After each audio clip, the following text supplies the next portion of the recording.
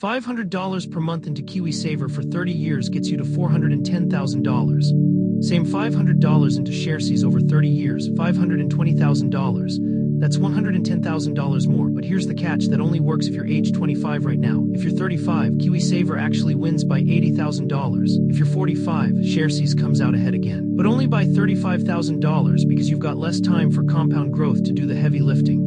The reason most Kiwis get this wrong is they look at one thing, usually employer contributions, and stop thinking.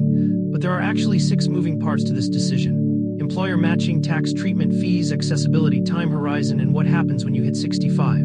Today I'm walking you through all 6 with the actual numbers. Let's start with the baseline scenario because everything else builds from here.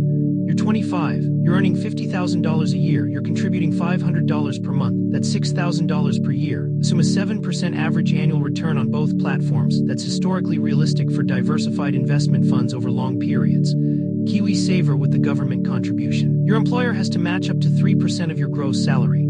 That's $1,500 per year they're putting in. The government throws in $521.43 per year. That's their annual contribution up to the maximum. You contribute $6,000, total going into KiwiSaver each year, $8,021.43. Over 30 years at 7% return. That compounds to $828,000. But you can't touch it until 65. That's actually important, it's locked away. Now Sharesies, same $500 per month, same $6,000 per year. No employer match because you're investing personally. No government contribution, just your $6,000 compounding at 7% annually for 30 years. That's $602,000. You can access it whenever you want. You could withdraw $5,000 to buy a motorbike. You could pull out $50,000 to help with a house deposit. KiwiSaver, that money's completely inaccessible for 30 years unless you're buying your first home and qualify for the first home withdrawal. So KiwiSaver wins by $226,000 in this scenario. The employer contribution and the government contribution are doing serious work. That's not something you can ignore, but here's where most financial advice breaks down. It assumes you stay in the same job. In reality, the average Kiwi changes jobs every 3 to 4 years. Every time you change jobs, you're managing a different KiwiSaver account. Sometimes they get lost. Sometimes they stay with old providers where fees are higher than they should be. A study from the Commission for Financial Capability found that the average Kiwi has managed 2 KiwiSaver accounts in their lifetime. That's 2 separate accounts that need to be tracked and consolidated. With Sharesies, it's one account, one login, one place to check everything. That simplicity has value. It's not $226,000 worth, but it's real. Now let's run the 35-year-old scenario because this is where the story changes. You're 35, you've got 30 years until retirement. Same $500 per month, same 7% return, same employer contributing 3%. The government contribution is the same, but you've got less time for compound growth. Over 30 years, KiwiSaver gets you to $828,000 again. The employer match and government money are growing the same way.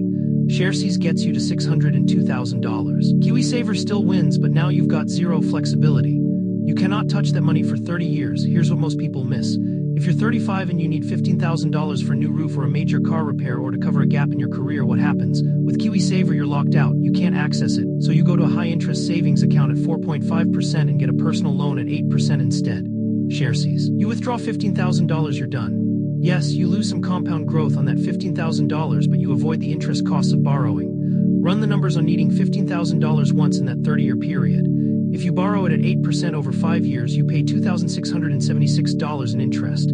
If you don't have access to it in Sharesies and you use a loan instead, that $15,000 never compounds.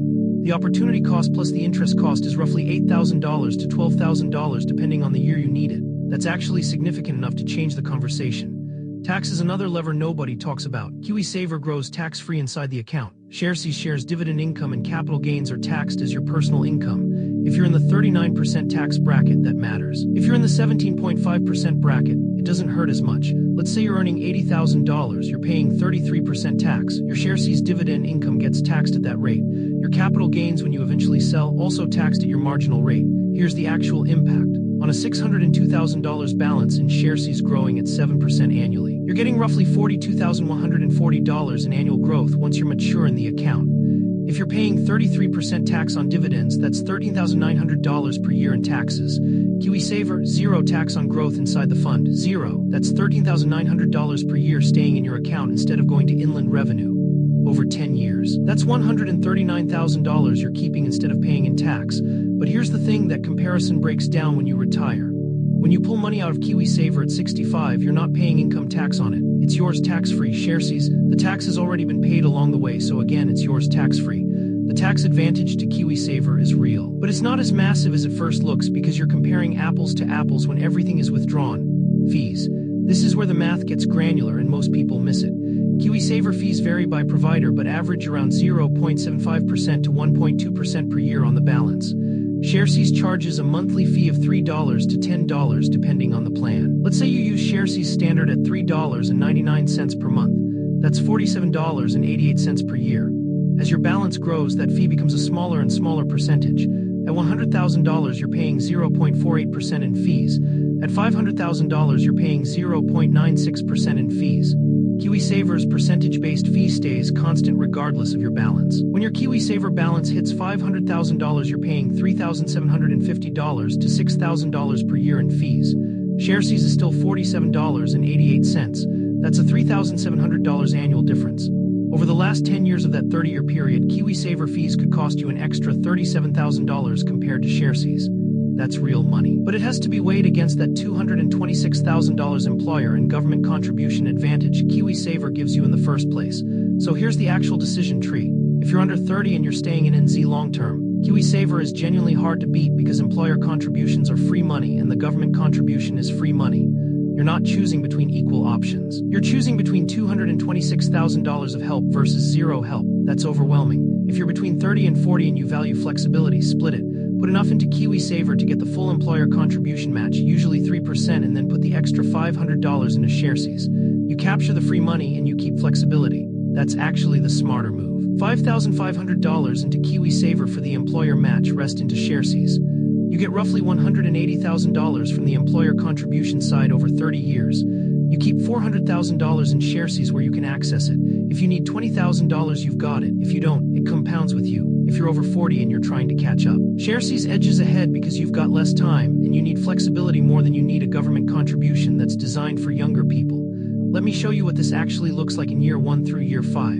Month 1, you put $500 into KiwiSaver, your employer drops $125 in, the government adds $43. Your Sharesies account gets $500. Year 2, now you've got $1,200 in KiwiSaver, employers contributed $250, governments contributed $86. Sharesies has $1,200. The gap is already widening because of those contributions. By year 5, KiwiSaver has $7,400 and Sharesies has $3,300. But here's what happens in year 10 if you need to access money. KiwiSaver balance, locked. Sharesies balance, $8,500 available whenever. That's the trade-off. The compound effect over 30 years is where the real story lies. If you're 25 and you do KiwiSaver correctly, you're looking at that $828,000 I mentioned. If you did Sharesies and got zero employer contributions, you'd have $602,000. The difference isn't luck. It's $8,021 per year going in versus $6,000 per year.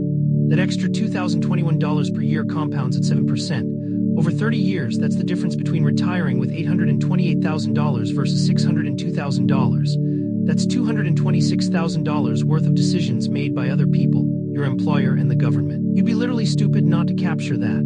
But if you're 35 and you switch to a job where employer contributions aren't matched as well, or you need flexibility for a house deposit, Sharesies changes the maths. If you're 45 and you only have 15 years left to save, you might actually be better off with Sharesies because there's less time for the KiwiSaver fee drag to matter. Here's what you do this week. First, find out what your employer's contribution rate actually is. Sometimes it's 3%, sometimes it's 4%. Sometimes they've already enrolled you and you don't even know it. Check your payslip. If you're getting contributions, find out if you're at the 3% or 4% level. If you're at 3%, your decision is easy. You're getting free money. You should be in KiwiSaver. Second, run your own scenario. You might not be 25. You might not be earning $50,000. If you're earning $80,000 and you're 28, adjust the numbers. Your employer contribution goes up because it's a percentage of salary. The government contribution stays the same up to $4,000 maximum. $500 per month is still $6,000 per year from you.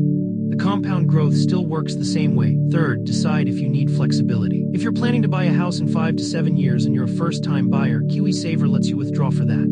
If you think you might need access to cash before 65, factor that in. If you're pretty sure you'll leave it alone, KiwiSaver's free money is almost impossible to beat. The final number. If you're 25 and you do this right, KiwiSaver with employer contributions, 7% average return. 30 years, you're starting retirement with $828,000. If you ignore this entire decision and just leave money in savings at 1.5%, you end up with $236,000. The difference between making this decision and not making any decision at all is $592,000. That's how much your next 30 minutes of thinking is worth. Do that work now. Your 65-year-old self will actually thank you.